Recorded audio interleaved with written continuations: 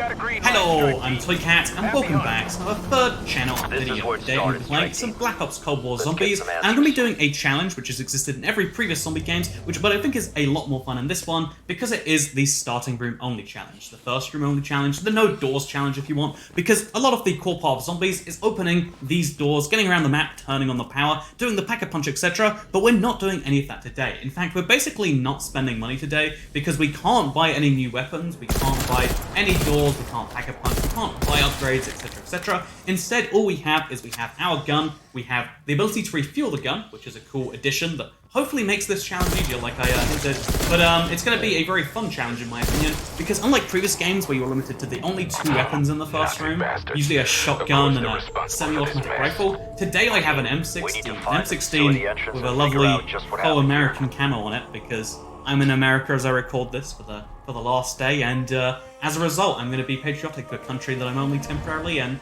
Yeah, I love America and my American M16. But yeah, we're doing a challenge today, because I think Zombies challenges is what makes Zombies great. Zombies is a great game mode. I've been playing it for, I guess, a decade at this point, which is weird to say out loud. But the thing I've always enjoyed every Zombies game, like playing solo, but also doing the challenge. Like the game, it's fun enough by itself, sure. But you know what makes Zombies really fun? What makes Zombies really fun is challenging yourself in some way. And one of the staples of the challenge is staying in the first room, because most of the time people didn't give the first room weapon a shot. Most of the time people don't run, you can call it a kite, you can run a train, you can call it, there's a trillion terms for like running away from zombies. The first room usually isn't the best spot in the game for that, but like trying to challenge yourself and do it anyway is something I really enjoy.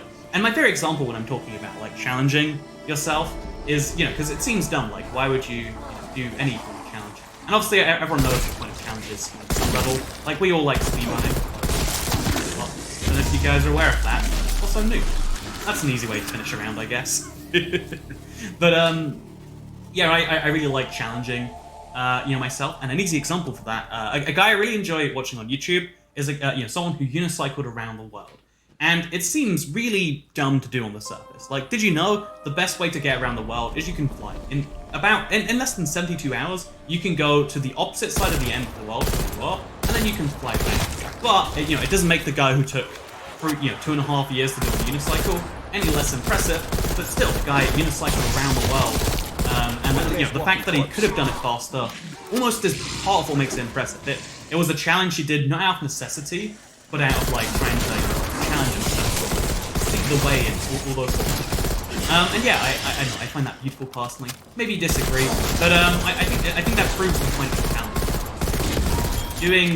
Doing things not because actually since this is a Cold War game, apparently I haven't played this story yet, but since this claims to be a Cold War game, let's give you a JFK quote. The reason we're going to the moon is not because it's easy, but because it is hard. Doing things not because they're easy, but because they're not easy is a fun thing, and that's Call of Duty knows that themselves. If you play multiplayer, or maybe zombies in this game, because there's creator classes you can see, but if you play multiplayer, even though the way everyone likes playing multiplayer is with their perfectly customized gun, with its weird camo and its 10 attachments, and their favorite perk set up that include a weird silencer and I don't know, like the ability to avoid the radar when other people get UAVs. Like there's a lot of perks that people just enjoy using. I tend to find, but those things usually take a while to unlock. You start with just a terrible weapon, no attachments, no anything, and you're kind of at a disadvantage. Not much of a disadvantage, but you are. And then you slowly unlock the ability to get that advantage by playing the game, by leveling up your weapon. You saw probably earlier, I just unlocked a red dot sight for this now, which means instead of using these iron sights, I can now improve and use a red dot. If I'd accessed all the attachments to begin with, I don't know if I'd appreciate that red dot as much, but knowing that I have to work with it, knowing that that's a thing that comes the hard way, but sometimes when there's instant kill, it's really hard for me to bring up the motivation to actually shoot enemies in the head, so I just like the first fire. There's no, given that right now we are playing a first room challenge, I have no need for points. I have to spend $250 on ammo every now and then. I'm going to collect more points than I need. I have no need to care about headshots or efficiency. If I do so, it's only for camo. Just so you know. But yeah, the game gives you nothing. It makes you work your way up there. And then when you get that amazing stuff, it's great. But it knows you like working for it, because the whole prestige system Call of Duty has is objectively dumb. Like, oh yeah, what if we could like get rid of all the stuff that I had and just get a tiny little acknowledgement that I started all over again? But yet people, there's a whole world of people who love seeing like, oh, this guy is on this 10th prestige, this guy's on this 3rd prestige or whatever. I think they went up to like 100 prestiges. I could be wrong, maybe I'm crazy. I feel like in one of the games they had a dumb number of prestiges. But oh no, sorry, it went up to level 1,000. Past something prestiges.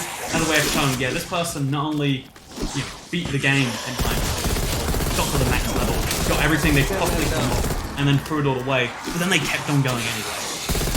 And yeah, like obviously, like that's doing it for acknowledgement. But even ignoring the acknowledgement side of things, I think the challenge is fun for the people who do it. Partly because they can say, yeah, look what I did. Like, if I can get to round 20, I think there's a challenge. I'll unlock the next go, yeah, look, I survived 20 rounds without needing to unlock the doors. You might think that power and Pack-a-Punch are essential parts of Zombie, but let me prove you wrong. Even though that's a fun part of it, and like, I'm hoping to maybe prove that in this thing, the way bigger thing is like, once you learn to play without needing those things, using those things as a luxury rather than a necessity is much better. I think, one of the things, especially what I've been hearing now, there's a lot of very, very wealthy people that start to see like things that are luxuries to 99% of the world as just an essential part of their day-to-day service. You ever heard the phrase like, I can't live without my morning coffee? It's stupid, right? Obviously, anyone can live without morning coffee. It's not one of the essential functions of life. But like, some people like that $7 caffeine injection, they feel worth. They aren't anything. And so, I think there's a value in taking all that stuff away. And although I'm not going to go as extreme as to write units like around the world, honestly, I don't think I could write either. I think like doing that to yourself in video game form every now and then is a lot of fun. And there's a lot of games you can try it in. I mean, obviously I've been speedrunning a few games. I always have enjoyed that world for that reason. Let's throw axes at them. Let's show them how. Actually, the axes might be a clever idea if I don't have any more of them. Because I think you can pick it up a limited number of times. If I'm not... Yeah, you can just pick it up. And we could throw it again, except now we've got kills. Get some headshots in. Pull the round over. But yeah, I'm gonna throw axes now. It's gonna be great. And decoy grenades, apparently. So yeah, I like challenges. I think they're a lot of fun, and I think you should give one a try. And if you have Black Ops Cold War Zombies, I think this is a very fun one to give a shot for. Because in previous games, getting past like round 6 or 7 was when like you were starting to get real pressure to leave the room, and getting into the teams was like actually kind of a challenge. I wonder if in this game, right now I'd say I'm like starting to feel the change. But like I don't feel like, oh, if I don't leave the room now I'm gonna die. I still feel like 5 more rounds, definitely do it. It's gonna be but 5 more rounds definitely feels good. Yeah, let's start throwing it. Oh, not that. If we throw the axe into a crowd of zombies, we can guarantee a hit. And we can guarantee we can use it again. Continuously do this until the end of time. Yeah, let me throw it back in.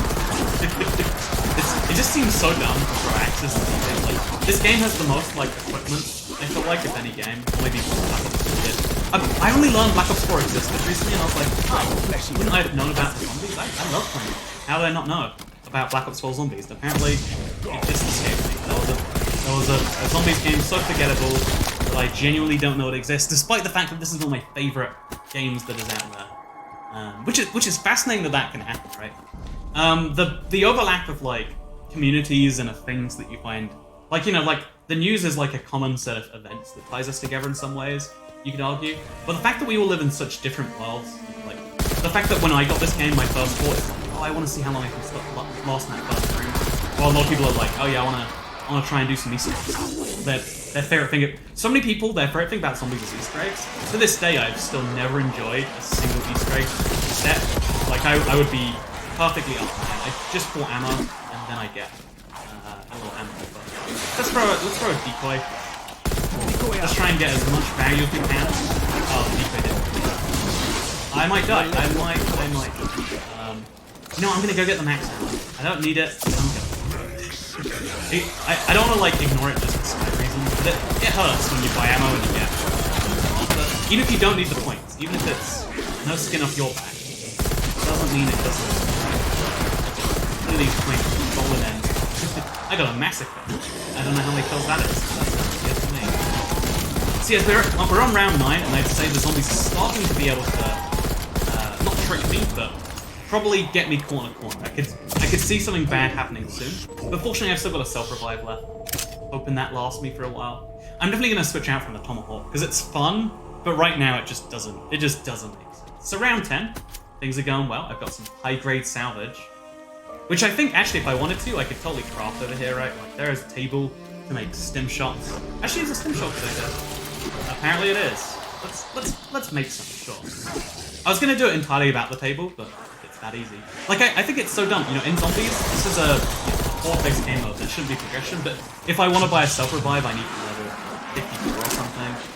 Which to me seems like it would make the challenge so much easier. But instead, I'm learning to do it without, right? Even though it seems dumb to me now, I'm going to appreciate self-revives so much more, knowing that they used to be limited to one per assault. And then knowing that after this, I'll be able to get so much. To me, that sounds. So yeah, I'm liking my M16. The M16 is like a classic Call of Duty gun, and it's an example of this like same challenge yourself attitude that I've always had in games. Like every Call of Duty game has a gun that is probably objectively best. They've got a gun that's objectively best, etc., etc. I don't think the M16's ever been anything. It used to have a grenade launcher in Black that was kind of cool, but like not useful. It was just cool. Also, let's throw a sentence. It's see how much. Oh yeah, that was a percentage. That explains a lot of that. Let's just see if we can get through round 10 and move on to our next. Oh, there's a nuke. Do I want the nuke or do I want the kills? I guess I want the kills. Save the nuke for the round. Get a nice head start. Round 1 is the next fill window. Round 11. Strike team. Call it in. Oh, a reminder, there's no Hellhound rounds or something round. Yeah, they're called something hounds, but there's no Doom Hounds, whatever they are, because there's no power turned on. So you could argue it's easier, but I would argue it's harder because there's no zombies. Like that, I have to kill zombies every wave, whereas 6 Doom Hounds is like you kill, I don't know, like 20 zombies in a round. Such a point. Maybe you disagree.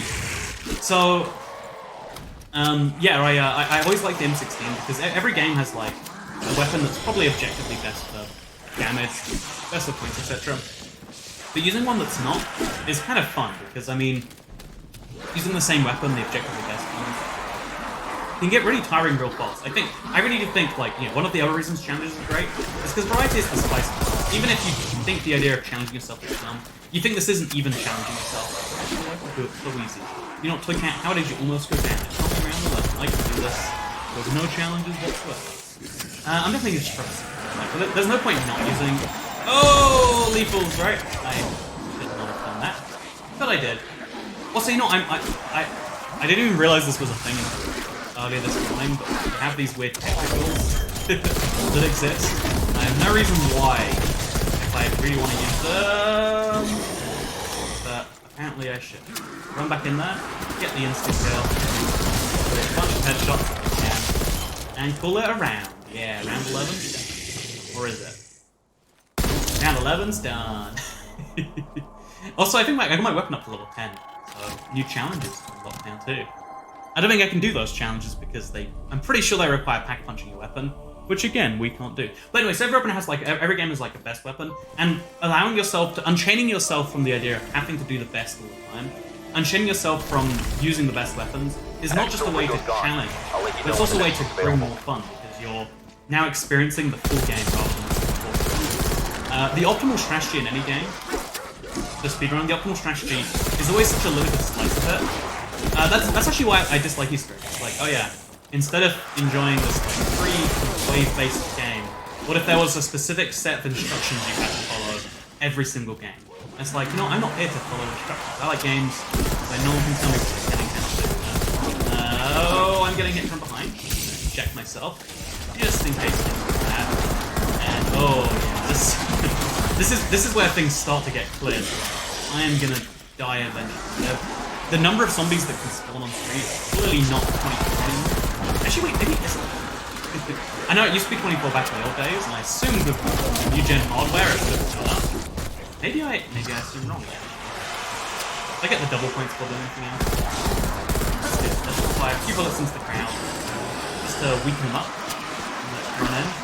Get double points. And witness the point massacre happening right now. Oh, so many points. Okay, actually, very few points, because they're taking a lot of bullets to kill. See, this is the point in the game where you really need those headshots, I guess. Oh, slaughter, yes.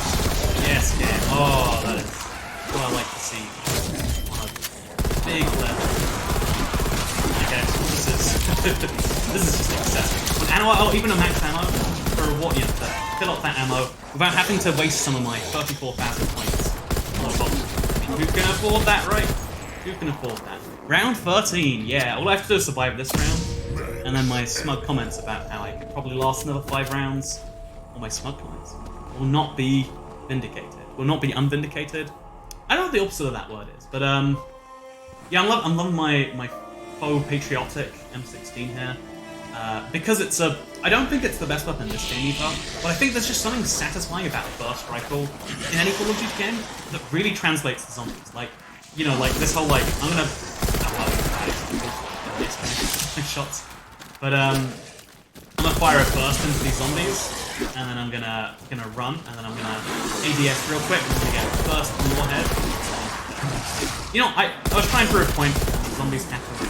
Wow, it's almost like they don't care. Oh, I'm wounded. You know, didn't even. I guess I'm really that bad with the. And what a waste of this. I guess I'm just that bad at working out how much damage I'm on. I'm used to the jelly around the screen being. You get this amount of jelly, you know you're out of it. So yeah, let's freeze some zombies. See if they die when the freezing is over. I don't think they do. Oh, I guess I just slowed them down. Didn't really take advantage of that. There are definitely too many zombies for me to do much about right now. Oh, and they're dealing more damage. Oh, that's what's happened. I see they used the first ones were dealing 30 damage. Now they're dealing 50. Oh, that's a clever way to increase the difficulty of zombies. Increase the damage rather than just the health. Because health is only one pure measure. Speed and they're getting faster. Yeah, that's happened before. But speed, health, and damage. That feels cruel. Right? I didn't know that I could die against that. I mean, if you gotta give me challenge, I'll accept it. I guess I'll accept it. I'm gonna stun grenade them because I don't even know how effective. Going out. Oh my god, very effective. I'm gonna go and try and get some shots going. And oh, I got grudge hammer. Heck yeah, 750 kills, 300 of which are in this game. You know? And see, when you're doing these challenges, some good things can happen to. And the zombies still hurt me, so they can't. In previous games, that's how it worked. Like the zombies wouldn't despawn instantly, but sometimes they could hurt you, and sometimes they couldn't. I'm glad this game they chose to not have. Because it definitely feels unfair to be hurt by a zombie which is already dead. So yeah, we've got to get through 6 more rounds, and then I can get a challenge of some point. So that's my now push. I've got past 13. I can say I survived 13. But you know what's way more fun? Having some form of challenge. Because there is a rare challenge, I believe. But there's a few ones I've heard about, I haven't tried. Every game tries to have like secret challenges that you can't learn about. You just gotta do them, you know? But the problem with the idea of that, because it's a fun idea, I'll agree. The problem with it is the idea is great, the idea of having a challenge that no one can know about, you know, you just have to like do it, is a great idea. But in practice what that means is like, oh yeah, the only way to learn about these challenges is to do the impossible thing of looking it up on the internet. Ooh, no one has access to the internet in 2020. It's this unheard of thing. Because, you know, people who would be most enjoy those challenges, I feel like, are the people who are least likely to look for them. You know, like, there's also people who are so hardcore into a game, they would, people who are so hardcore into a game, they would do the Nebula challenges of, like, go 20 rounds without changing your stuff, other people who would, okay, it's taken a lot of doing. Oh, cool, yeah. It's taken a lot of doing. But it's happening. Oh, we gotta shoot them while they're frozen. And then they die. It's basically like instant kill. And a very low price there. Oh, and it recovers based on damage dealt to zombies. So every time I shoot in the ground, see, I'm learning things that are very basic because I haven't looked into them. I mean, although I've looked up hardest challenges the game has apparently, because I'm just too curious. I think there's something I'd love to see discussed. How do you keep actual secrets in game? Because, you know, the idea of, like, doing something really cool, and then the game rewarding you secretly, is something I love and like. Also, the weather gets big. I love when we do it's a round-based thing, too. Dead! Okay, yep. But, I think the idea of having a secret in a game, like some amazing thing you could do to get a reward without knowing it until the end, would have to change for every player, so that you can just look up what you do online. But even then, modders would find their way into the game. They'd work out what variables could change. Like, let's say it's get to round 17 for one player.